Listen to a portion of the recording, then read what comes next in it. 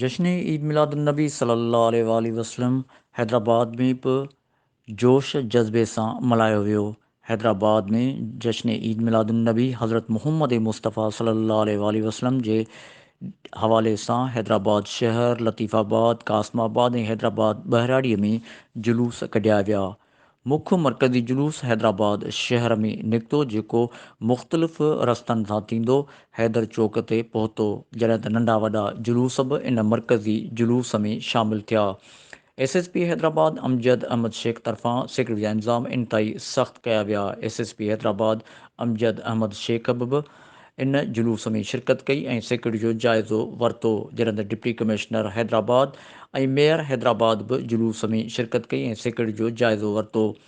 जुलूस में ॿारनि, बुज़ुर्गनि ऐं वॾनि भरपूर नमूने सां शिरकत कई। हर तरफ़ नबी पाक सल्लल्लाहु अलैहि वसल्लम जे हवाले सां मरहबा मरहबा या रसूल अल्लाह मरहबा जा नारा बि हया विया। जश्न ईद मिलादुलनबी सल्लल्लाहु अलैहि वसल्लम जे मौक़े ते मिठाइयूं बि विरायूं वयूं।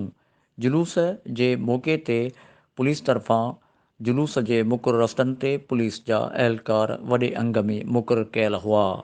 غلام حسين خاصخيلي عبرت نيوز حيدرآباد।